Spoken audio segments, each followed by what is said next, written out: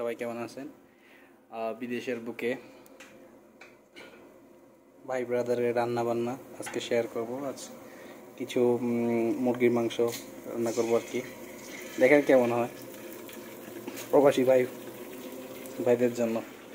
আর এগুলো হলো আমার দেশ থেকে আনা মশলা, গরম মশলা, জিরা, ধনিয়া, মরিচ, হলুদ।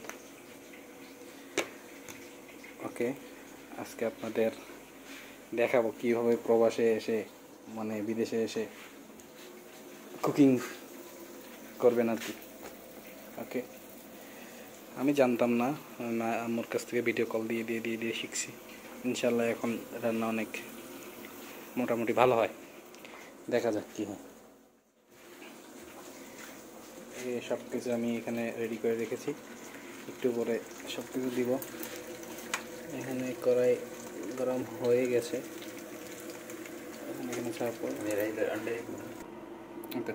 প্রথমে যখন হাঁড়ি গরম হয়ে যাবে তখন তেল দিবেন।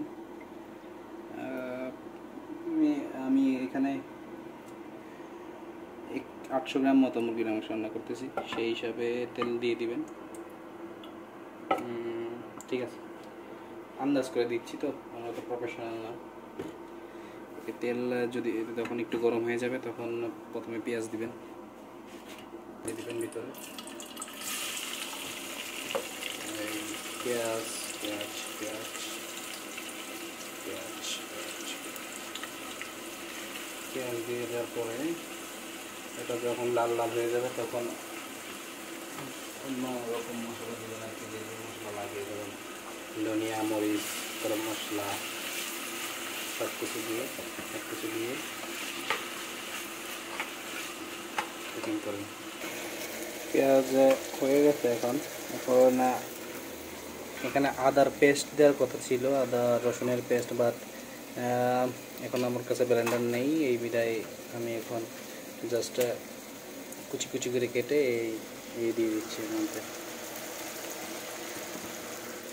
এগুলাই দিয়ে দিচ্ছি, কিছু করার নেই। আদা রসুন পেস্ট। ওকে,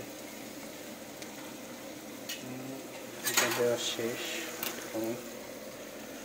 এটা দেওয়ার পরে কিছুক্ষণ একটু নাড়বেন। তারপরে আমাদের যে মশলাগুলো আছে, হলুদ, মরিচ,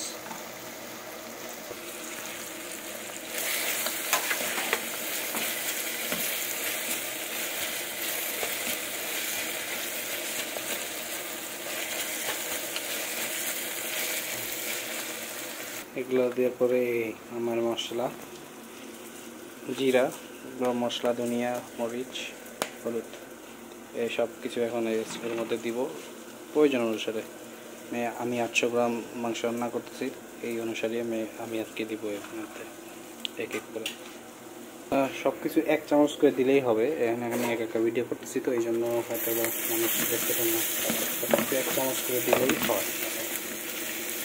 গরম মশলা, ধনিয়া, মরিচ, ঝাল বেশি খেলে মরিচ বেশি দিবেন, ওই অনুসারে লবণ মরিচ বেশি করে দিবেন আর কি। এখন একটু পানি দিবেন এর মধ্যে, একটু পানি দিয়ে মশলাটা একটু কষায় নেবেন। একটু পানি দিয়ে নিচ্ছি,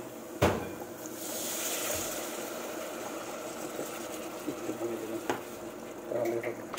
একটু পানি দিয়ে নিলাম, পানি দিয়ে মশলাটা একটু কষায় নিব, তারপরে টমেটো দিয়ে দিব আর কি। ইন্টারেস্টিং ব্যাপার হলো আমি এখন পর্যন্ত লবণ দিইনি।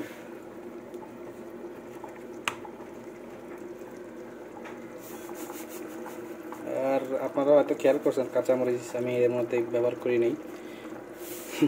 আমি যে দেশে আছি এই দেশে কাঁচামরিচের সংকট, কাঁচামরিচ পাই না কোথাও। নতুন আসছি তো, এই 10-15 দিন হলো আসছি। কাঁচামরিচ যে কোথায় পাওয়া যায় খুঁজে পাই না। কাঁচামরিচের পরিবর্তে গোলমরিচ ব্যবহার করা যায়,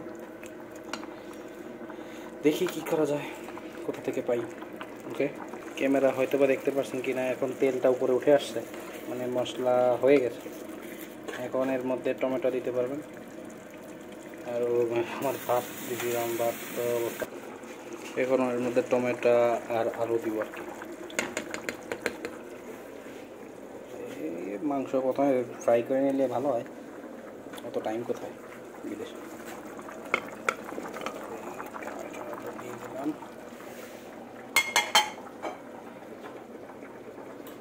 এখন একটু নেড়ে দিই। ওকে ভাই, বিদেশের মাটিতে এসে সবারই রান্না বান্না করে খাওয়া লাগবে, স্বাভাবিক, কিছু করার নেই। এই আমি একদিন রান্না করব, 2 দিন খাবো, তারপরে আবার 2 দিন আবার রান্না করবো। এই 2 বেলা ভাত খাই। এখানে চালের দাম অনেক বেশি, চাউলের দাম বেশি, আলুর দাম বেশি, টমেটোর দাম বেশি, তারপর মাংসের দাম কম বাংলাদেশ থেকে।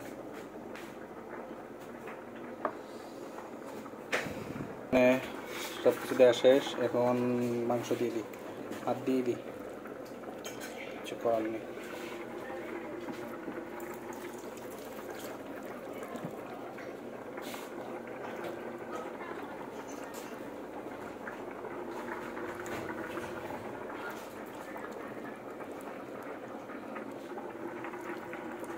মাংস দেওয়া শেষ, এখন নাড়বো, শেষ, রান্না শেষ।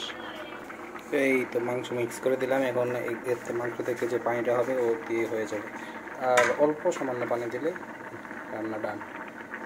Very simple. পুরোপুরি রান্না হয়নি, দেখেন কালারটা মাশাআল্লাহ ভালো হয়েছে, স্মেলটাও খুব সুন্দর আসতেছে। ইনশাআল্লাহ স্বাদ ভালো হবে, আশা করা যাক। এই হয়ে যাবে আর 5-10 মিনিট। আমি কিন্তু কোনো পানি দিই নাই, এর মধ্যে 1 ফোঁটা পানিও দিই নাই। আপনি ও তখন দিয়েছিলাম যখন মশলাটা কষানোর জন্য অল্প একটু, আর কোনো পানিই দিই নাই। মুরগি থেকে আর আলু টমেটো ছিল না, টমেটো ওর থেকে পানি একলা একলা আর কি হয়ে এতটুকু হয়েছে। আপনারা চাইলে একটু পানি দিতে পারেন, বাট পানি দেওয়া অত প্রয়োজন হয় না। যদি আপনারা একবারে খেয়ে শেষ করতে পারেন তাহলে পানি দেওয়ার প্রয়োজন নেই, আর যদি না খান তাহলে পানি দেওয়া লাগবে।